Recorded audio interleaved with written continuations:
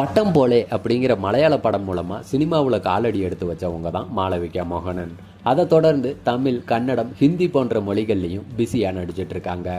இப்போ இவங்களோட நடிப்பில் ரிலீஸ் ஆன ஹிருதயபூர்வம் படம் மக்கள்கிட்ட நல்ல வரவேற்பை பெற்று இருக்கு. அதை தொடர்ந்து இவங்க தமிழில் பார்த்தீங்கன்னா சர்தார் 2, தெலுங்கில் தி ராஜா சாப் போன்ற படங்களில் நடிச்சிட்டு இருக்காங்க. மாளவிகா மோகனன் இப்போ பிரபாஸ் ஜோடியாக நடித்த தி ராஜா சாப் திரைப்படம் பார்த்தீங்கன்னா ஜனவரி 9 2026 வருஷம் ரிலீஸ் ஆக இருக்கு. இதன் மூலமாக தெலுங்கு சினிமாவில் கூடிய சீக்கிரமே காலடி எடுத்து வைக்கவும் இருக்காங்க. இதுக்கிடையில் சினிமாவில் இவங்க ஓய்வே இல்லாமல் உழைச்சிட்டு இருப்பதாகவும் தெரிவிச்சிருக்காங்க. அவங்க என்ன சொல்லியிருந்தாங்கன்னா, சினிமா என் விருப்பமான ஒன்று தான், ஆனாலும் கொண்டாட்டங்களில் கலந்துக்க கூட முடியாமல் ஒரு நாள் கூட விடுமுறை எடுக்காமல் 24 மணி நேரமும் ஓய்வு இல்லாமல் உழைச்சிக்கிட்டு இருக்கேன்னு சொல்லி இருக்காங்க. இதையடுத்து அப்படின்னா ஓய்வு எடுத்துக்க வேண்டியது தானே அப்படின்ட்டு ரசிகர்கள் பதில் அனுப்ப, அது முடியாதே அப்படின்ட்டு சிரிச்சுக்கிட்டே பதில் சொல்லி இருக்காங்க.